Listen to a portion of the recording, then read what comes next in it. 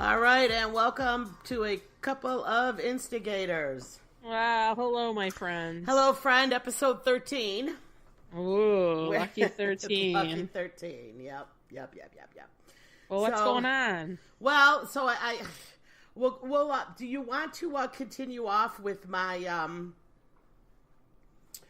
let's start with my stand-up. Oh, I did my stand-up Sunday night. Yes, you did. At the Bug Jar, which is a... Was that where you were at? Yeah, the Bug Jar does open mic on Sunday nights, and that's the one you got to sign up a couple weeks in advance. And I really thought there would be like a really large crowd there because it's, we have to sign up like 2-3 weeks in advance. It's kind of strange. But anyway... Right, so you're expecting big crowd. But, I mean, having that sign up ahead of time is nice.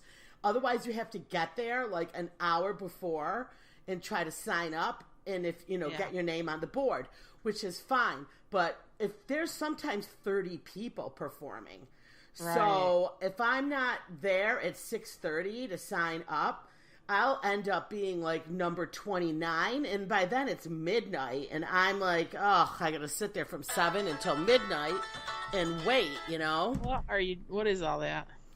It's my phone. I turned it off.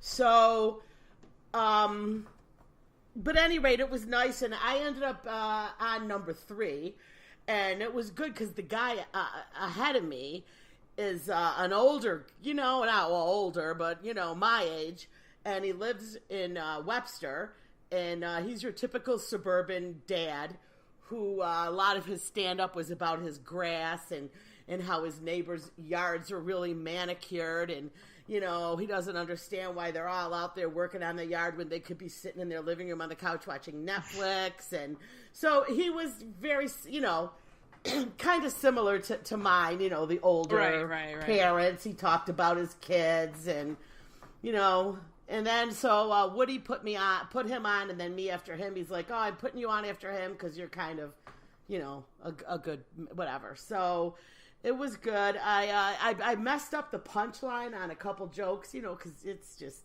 hard to remember all that. But I still got some, pretty good laughs. I sent you the video, so... Yeah, I watched the video, and the quality was better than I expected. And she taped it in HD. From Lorraine LLC videography. Right. So it was not bad. The jokes weren't bad, and the video wasn't bad. So I was overall impressed. Yeah, so I got some pretty good laughs, considering there's only 15 people in the room. Yeah. Oh, is that all that was there? See, it's hard to tell. Yeah, no, it was, because it was not very many. So the weird thing about the Bug Jar is you perform in one room, but the majority of the people are all sitting out at the bar drinking until it's their turn. So there was, only few people. Yeah, that's not really a good setup, yeah. Well, I mean, right, and when you everybody only cares about their turn. That's the thing that's unfortunate. And there's really nobody watching but the comics. Right. But on Tuesday nights, there's a place here called the Firehouse Saloon, and they've been doing steady open mic for 5 years, and they get a huge turnout. All right. So I'm going to probably do them next Tuesday. I was supposed to go last night because I met a few people, and a couple were females when I was there. And I mean, out of all the comics, I was only one other female besides me. The rest were all 25 to 35-year-old straight white guys. Yeah, because they all think they're funny. Exactly, which we've discussed. They've all been told they were funny. They all think they're funny. Yeah, and and a few of them are very funny. But then there's one guy was so drunk. Lorraine ended up coming out to the bar. She was scared he was going to throw up on her in the front row. He was so trashed he couldn't even stand up. So, yet alone do stand up. So, I mean, there's a lot of train wrecks too, don't get me wrong. So, sorry about my dog, people. He's cutting the grass, and he's, But, that's what happened. So I did the stand-up. Everything went well. I just wanted to tell you, if you were watching, nobody there, none of those guys knew what Lululemons were. Nobody knew. I was laughing, right? We knew nobody was gonna know. Right, but one girl in the back I row, heard her speak up. She screams out, right? And I was like, man, I totally blew that joke because I was gonna yell out if there was a girl in the audience that yelled out. She knew I was gonna go, yeah, look at you, you skinny bitch. But of course you know what I mean? Look at you. Yeah. But can I give you one feedback on your performance? Right. I was maybe going to do it privately, but I'll do it publicly. Mm-hmm. You said the F word way too many times. Yeah. Because your humor doesn't need all that obscenities. We do this entire show, Cindy, every week without being laden with obscenities because we have to, because the FCC will be coming through our windows and ready to take us hostage. Yeah, so I thought about that too. I'm like, I got to rewrite my jokes so there's no swearing. Yeah, well, I mean, maybe to accentuate a couple points, but it was just like, you could tell that you were with the crew of the 25-year-old guys because you don't usually speak like that. Right. Yeah, like you and I drop F-bombs on the hour, at least hourly, and sometimes bi-hourly or tri-hourly, biannually. I don't know. But yeah, that was the only critique I had. Yeah. And it's weird. The jokes were funny without it, Right. And but here's the thing. I think like, a lot of my jokes really aren't for that crowd. No, they're not. They're for the lesbian cruise ship crowd. Well, not only that, but I mean, I did a lot of other jokes, but I purposely did a couple. I just say that as a joke. I just say that because everybody that would be your ultimate audience. And I'll tell you, that joke is relatable by other the people. lesbian cruise ship joke, I think, got one of the most laughs. Yeah. Aside from the Instagram story, which I knew they would love that. They'd be lining up at the Stardust Lounge to see you on one of those boats.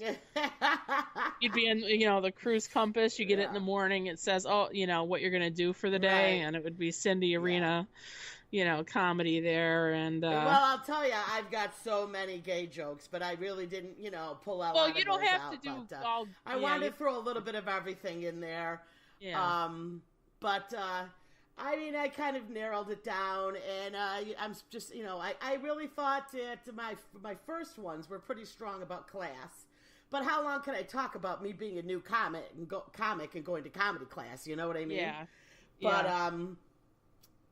so I mean, for my first time, I wasn't too concerned. When I got off the stage, I mean, there was a ton of people out in the bar that were like, "Oh my God, that was your first time. That was really good." So I'm like, "All right." So it was definitely. I didn't totally flop for my first time. So everybody was like, I mean, for you to do that good your first time, you can only go up. So up from there, you can't really. Yeah. But I mean, I know I screwed up some of my punchlines, but hey, I wanted to try it, and now I have a better idea, which really helps me to write and do different. Well, you looked comfortable on the stage, Yeah, definitely. Like I know, you were wearing that stage like a nice old broken in pair of panties and like a sports bra. Right. You were wearing that stage just like your most comfortable, t-shirt, Melissa Etheridge t-shirt. Yeah, I know, and I really probably need to practice standing at the mic more. Because my ADD, I can't sit little bit of pacing. Yeah. I pace back and forth. But I'm not the only comic that does that. They all do. A lot of people do. Yeah, a lot of people do. So that was a good learning experience. So anyway, so when was this? Sunday night, I started getting these horrible dizzy spells, okay? Like, I couldn't even stand up. Like, everything was spinning. Like, I was drunk, but obviously I'm not drunk. So I was like, what the hell is wrong with me that I'm having all these, horrible dizzy spells? So I said, well, let's see if they go away. Well, every time I opened my eyes when I was sleeping, the room was spinning and blah, blah, blah. So I didn't go into work until later on Monday, but everything, I was just like exhausted and everything was spinning and I was feeling short of breath. Oh. So I'm like, okay, great. I'm having a heart attack or something, right? And, I mean, my whole family has triple bypass, stents, and balloons. By the time they were like 50. Oh, jeez. So I'm 55 and I'm still hanging tight here. Okay? Yeah. I don't have a balloon. You're going to need a balloon animal by the time I don't have put it in there. Stent. Yeah, I haven't, right? I am like, I am hanging tough here with the heart disease in my family is horrible. So I'm like, I'm going to New York City. This is how I think, okay? I'm going to New York City in the beginning of June.